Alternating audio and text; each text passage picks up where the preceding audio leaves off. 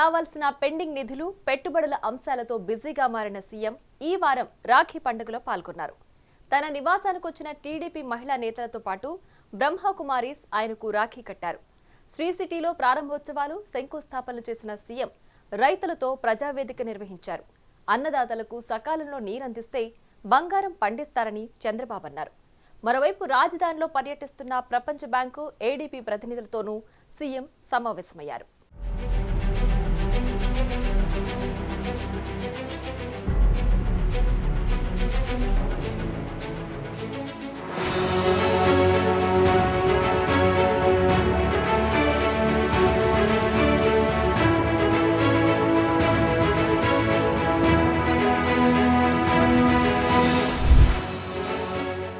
ఢిల్లీ పర్యటనలో బిజీగా గడిపిన సీఎం చంద్రబాబు వివిధ శాఖల మంత్రులను కలిశారు. కేంద్ర హోంమంత్రి అమిత్ షాతో జరిగిన సమావేశంలోనూ విభజన చట్టం ప్రకారం చేయాల్సిన పనుల గురించి మాట్లాడారు. రాష్ట్రంలో ఎన్డీఏ అధికారం చేపట్టిన తర్వాత మొదలుపెట్టిన సంక్షేమ అభివృద్ధి కార్యక్రమాల గురించి వివరించారు. కేంద్రం నుంచి తగిన చేయూతనందించాలని కోరగా అమిత్ షా సానుకూలంగా స్పందించినట్లు తెలిసింది.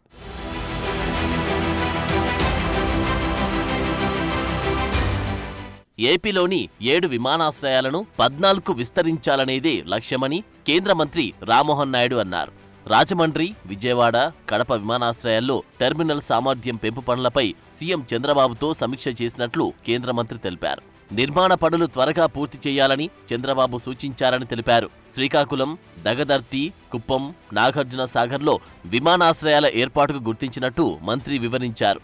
ఏపీని లాజిస్టిక్ హబ్గా చేయాలనేదే చంద్రబాబు ఆలోచన అని, లాజిస్టిక్ హబ్గా చేయడంలో విమానాశ్రయాల పాత్ర కీలకమన్నారు.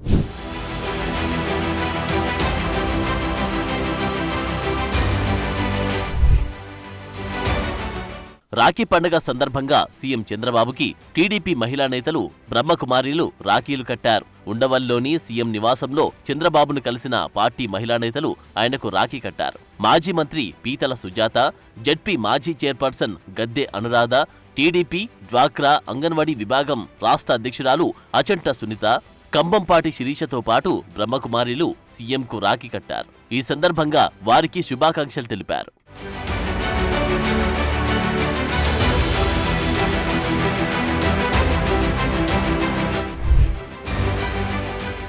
ఏపీ సీఎం చంద్రబాబు అధికారులకు వార్నింగ్ ఇచ్చారు.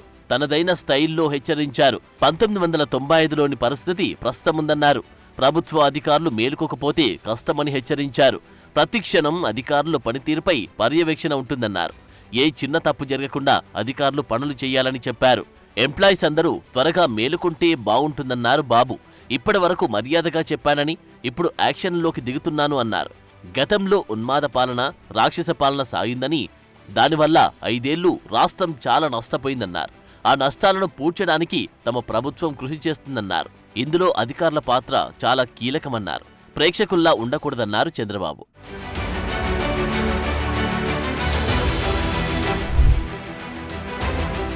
ప్రభుత్వంలో పనిచేసే వాళ్ళు, అధికారులు ప్రజల హితం కోసం పనిచేయాలని సూచించారు.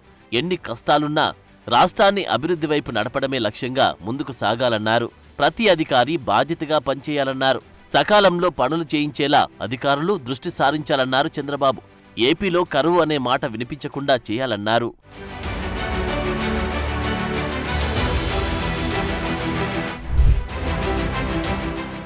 శ్రీ సిటీ సెంటర్లో పారిశ్రామికవేత్తలు, చైర్మన్లు, సీఈఓలతో చంద్రబాబు సమావేశమయ్యారు. గత ప్రభుత్వం చెల్లింపులు చేయకుండా ఇబ్బందులు పెట్టిందని వ్యాపారులు చంద్రబాబు దృష్టికి తెచ్చారు. ప్రాపర్టీ ఛార్జీలు, వాటర్ ఛార్జీలు, పవర్ ఛార్జీలు పెంచాలనే అంశాన్ని ముఖ్యమంత్రి పరిశీలించాలని కోరారు. ఇన్సెంటివ్స్ చెల్లింపులతో పాటు ఛార్జీలను కూడా రెగ్యులరైజ్ చేస్తామని చంద్రబాబు స్పష్టం చేశారు. ప్రస్తుతం రాష్ట్ర ఆర్థిక పరిస్థితి బాలేదని, కానీ పెండింగ్లో ఉన్న చెల్లింపులు దఫాలుగా చెల్లిస్తామన్నారు CM. Incentives are pending. I am aware. I was inherited very bad treasury. There is no money, but we'll create wealth.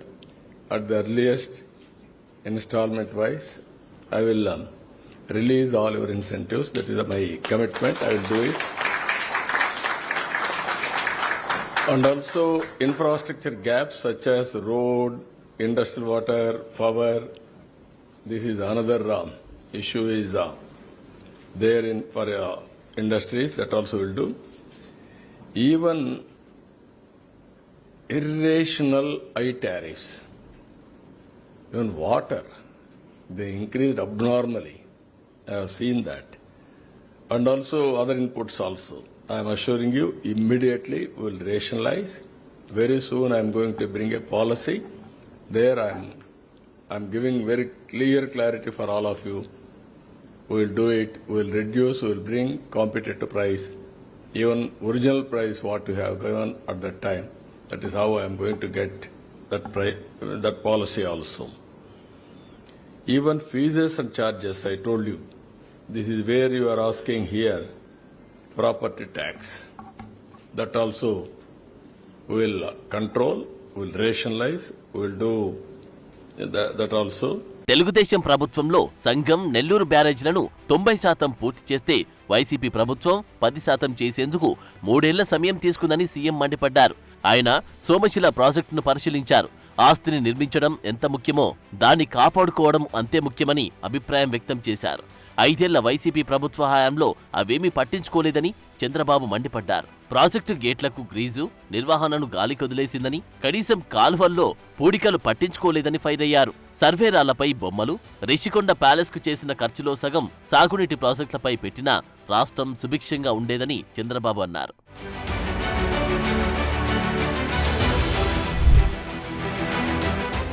రైతులతో ప్రజావేదిక నిర్వహించిన సీఎం వారి సమస్యలపై ఆరా తీశారు.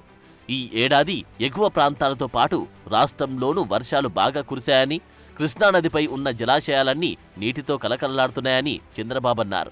పెన్నాకు వరద పెరిగితే కుండలేరు, కండలేరు, సోమశిల నిండుతాయని, రైతులకు సకాలంలో నీళ్లిస్తే బంగారం పండిస్తారని వ్యాఖ్యానించారు.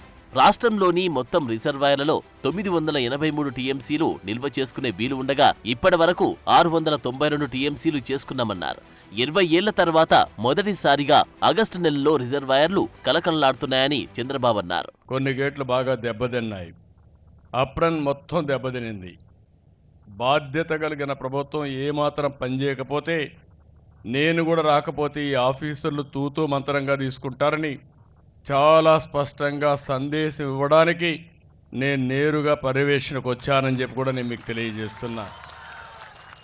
నీటి సమస్య తెలిసిన వ్యక్తిని, నీటి ప్రాముఖ్యత తెలిసిన వ్యక్తిని, రైతుకు నీరు కావాలి, పరిశ్రమలకు నీరు కావాలి, తాగడానికి నీరు కావాలి, నీరున్నప్పుడు ఆ నీటిని వృధా చేసుకుని సద్వినియోగం చేసుకోకుండా, పరిరక్షించుకోకుండా పోతే నీళ్లు లేనప్పుడు దేవుడికి దండాలు పెట్టుకుని పూజలు చేస్తే లాభం లేదు.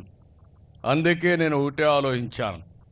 నేను ఆ రోజు 14-19 ముఖ్యమంత్రిగా ఉన్నప్పుడు 68,000 కోట్ల రూపాయలు ఖర్చు పెట్టి సాగునీటిని పరిగెత్తించిన పార్టీ తెలుగుదేశం పార్టీ అని చెప్పి కూడా నేను మీకు తెలియజేస్తున్నా.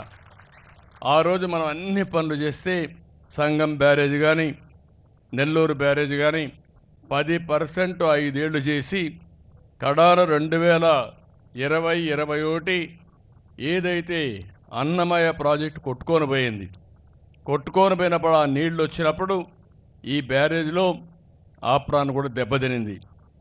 అప్పటి నుంచి దెబ్బతింటే తూతూ మంత్రంగా పనిచేసి కనీసం రిపేర్లు కూడా చేయకుండా వదిలిపెట్టిపోయారు.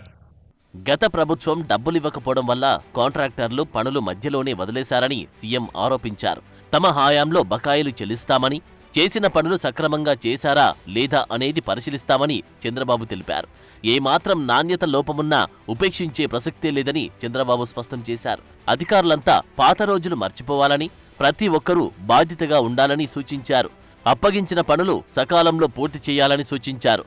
ముఖ్యమంత్రిగా తాను బాధ్యతలు చేపట్టగానే 5 హామీల అమలుపై సంతకం చేశామని సీఎం గుర్తుకు చేశారు. మెగా డిఎస్సీలో భాగంగా 16,347 ఉద్యోగాల భర్తీకి చర్యలు తీసుకున్నామని, ల్యాండ్ టైటిలింగ్ యాక్ట్ రద్దు చేశామని సీఎం అన్నారు. ఇచ్చిన మాట ప్రకారం ఉచిత ఇసుకను అమలు చేశామని తెలిపారు.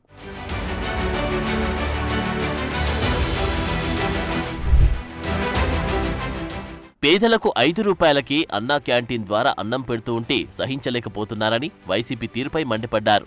ఇటీవలే 100 అన్న క్యాంటీన్లు ప్రారంభించామన్న చంద్రబాబు త్వరలో మరికొన్ని అందుబాటులోకి వస్తాయన్నారు. మద్యం విషయంలోనూ సొంత బ్రాండ్లతో గత పాలకులు ప్రజల ప్రాణాలు తీశారని, ఆ దోపిడీపైన విచారణ చేయిస్తున్నట్లు చంద్రబాబు తెలిపారు. 7 ప్రధానాంశాలపై శ్వేతపత్రాలు విడుదల చేసి వాస్తవాలు ప్రజలకు వివరించామని, ప్రభుత్వ ఖజానా ఖాళీగా ఉన్నా ప్రజలకు ఇబ్బంది లేకుండా హామీలన్నీ నెరవేరుస్తామని సీఎం స్పష్టం చేశారు.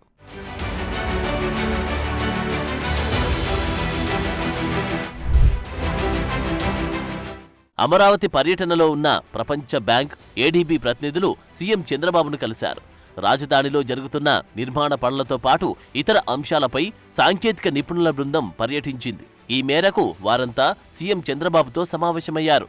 అమరావతి నిర్మాణానికి రుణం సమకూర్చనున్న నేపథ్యంలో నిపుణుల బృందం ప్రభుత్వం, సిఆర్డీఏ ఉన్నతాధికారులతో సమావేశమైంది. అదేవిధంగా ఆర్థిక శాఖ ముఖ్య కార్యదర్శి, మున్సిపల్ ప్రత్యేక ప్రధాన కార్యదర్శితో వారు భేటీ అయ్యారు. రాజధాని నిర్మాణంపై ప్రభుత్వ వ్యూహాలను సమావేశంలో చర్చించారు.